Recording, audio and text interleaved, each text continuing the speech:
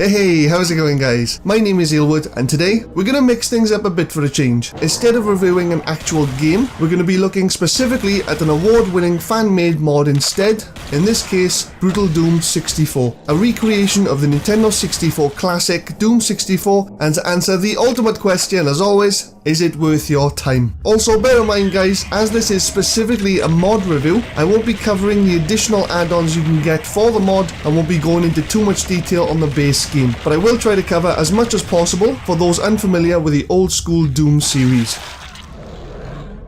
So, Brutal Doom 64 isn't quite a mod, and should be instead considered a rebuild of the entire original game from scratch. This was done to mainly allow the original game to be played on a newer engine, to allow much better game mechanics, various graphic improvements, and even include the cut content from the original game due to the Nintendo 64's cartridge limitations. As per the original Doom 64 story, you play as a soul marine that manages to survive the rebirth of a demon army. You'll be tackling 32 stages of old school horror, collecting keys and solving puzzles to progress the game, all while taking on the hordes of demonic enemies with some truly devastating weaponry. Expect the surfaces of rooms to be plastered with the blood and guts of your enemies. So, aesthetically, if you're familiar with the old school Doom series, you would have definitely noticed the 3D level design with 2D pixel art character sprites. Brutal Doom has maintained the 2D character sprites because, let's be honest, that's what makes the old school Doom game so great, but appears to have fully 3D rendered stage designs to give everything a much higher quality look and to allow additional graphical features to actually work. Colours used are generally pale and dull as per the look Doom usually has, which the mod matches perfectly as you'd expect to see. Lighting effects, however, have had a complete overhaul compared to the original game, with the mod providing plenty of shadow effects, particle effects, smoke effects, glow effects, explosions, and even lighting effects from things like torches and fires that actually interact with floors and walls. Textures and detail are again, just like the original, non-existent ground clutter, pale stone and metal textures with the occasional rust here and there to give the game a crude futuristic feel. No texture upgrades really, other than much smoother, non-pixelated stages unlike in the Nintendo 64 days. The UI is perfect, everything you need to know on a convenient strip across the bottom of the screen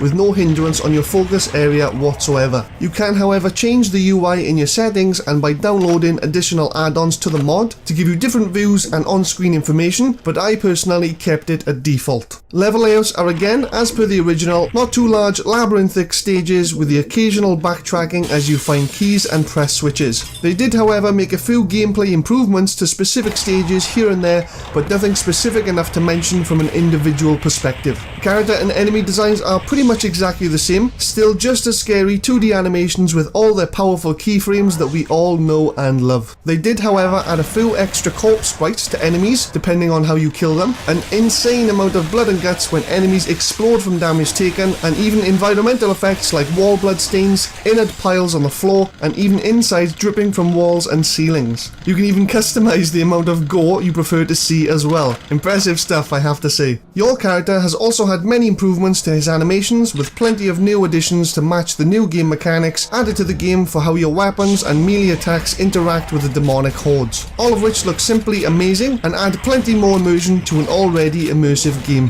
Overall, an incredible visual overhaul that I have to say makes Brutal Doom 64 a true successor to the original.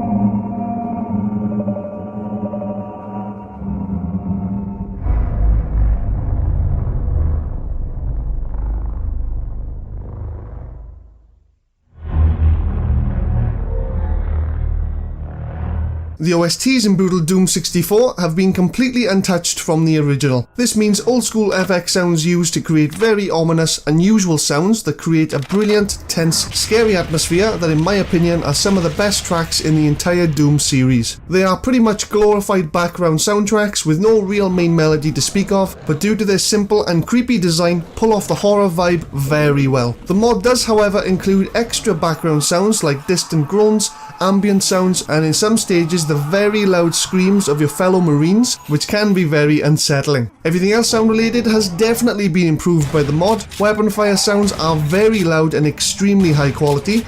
disgusting sounds of blood and guts being splattered all across the stage, and I especially love the echo effects added to everything in the game, like picking up items and making general sounds. Very nice touch. Overall, an incredible improvement from a sound perspective that really adds a whole new level of immersion and quality to the game. Now for the gameplay. So Brutal Doom 64 is of course a mod for PC. This means expect a lot of configuration and settings options to change before you start playing. I personally wouldn't recommend changing anything, to be honest, except for maybe screen resolution and your keybinds. I wouldn't recommend using a controller because they can get pretty complicated to set up. Like the original, the mod does have a few difficulty options to choose from before you play. You can choose between a total of 7 different modes, 2 of which have been added as part of the mod, which allow monsters to respawn and provide much less ammo. You now also get to choose a class before you play. Classic mode is pretty much how you played on the Nintendo 64, and Tactical comes with a completely new gaming experience. Your starting pistol is replaced by a chain gun. Pretty much every weapon has to be reloaded now, unlike the original, and the way certain weapons work have been altered to be a bit more realistic. I personally played on Bring It On mode and Tactical as my class because honestly, although quite subtle, Tactical just feels so much more immersive than Classic. As per the original story of the game, you play as Doomguy. At the end of Doom 2, humans nuke the demons with a lot of radioactive substances. An unknown demon mother, immune to radiation, has the ability to resurrect any dead demons she comes across, pretty much bringing them all back from the dead. You and your base of marines get overrun and pretty much wiped out by the demons, thus starting your lone marine journey. So once you've chosen your game mode and class, made any necessary changes to your settings and configurations, you can take control of your character and play. If you chose campaign at the start, you get to take on the intro stage made by the mod's developer to give more of a backbone to the game's initial story. Like with the original, all controls are pretty much the same, like movement, firing, open doors, etc. The mod does however add a few additional controls to your arsenal, like a reload button for tactical mode, the ability to actually jump, the ability to free aim instead of only using the X-axis, a secondary boot to the face attack regardless of your equipped weapon, which if you use while airborne will transform into a high jump kick, but fortunately without recoil damage. As with the original, you don't have any game mechanics like inventory, skills or anything like that, and the mod has obviously maintained this simple form of gameplay, which is brilliant. The map screen has had an overhaul as well, which I personally didn't really like and much preferred the original, but then again, who actually uses a map in Doom anyway? The combat is also pretty identical. A few monsters have a few improvements and slight enhancements to how they attack the player. The devs have added more monsters and the originally cut Hellhound monster due to it not being put in the original game. As mentioned, your character's weapons have also been improved in several different ways and have been made more realistic on tactical mode to make this just a bit harder and the game definitely more enjoyable. Due to the new engine used, the game even supports multiplayer in both co-op gameplay and deathmatch. So if you are going to get this game, make sure you get your buddies on it as well so you can enjoy the Doom 64 experience together. There may be quite a few other things I didn't mention, but if you were to have a really good look through the settings and configurations, you'd notice a lot of additional settings to change. But as mentioned, you're best off leaving them at default if you're not an advanced user. Overall, a very impressive mod of a brilliant game that has been executed to pretty much perfection.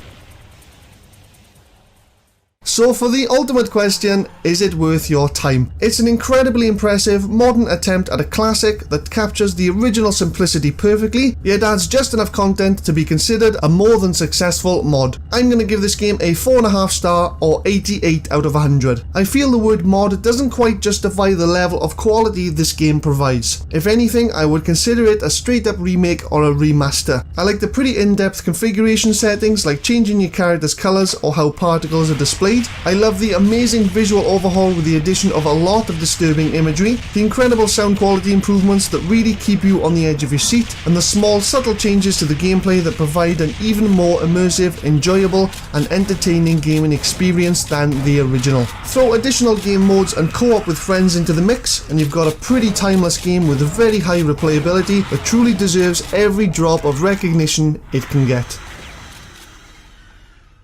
Well guys, I hope you enjoyed the video. If you did, leave a like, Subscribe if you want to see more games I'll be reviewing each week. I've left a link in the description to the download page of the mod itself. It is pretty straightforward to set up if I'm honest, but bear in mind you do need the official doom2.wad file to be able to actually play the game, which you can get from purchasing Doom 2 on Steam, then dragging and dropping the WAD file into the Brutal Doom 64 folder. The link will have tips to do it anyway, so don't worry. But as always, all the best guys, take care.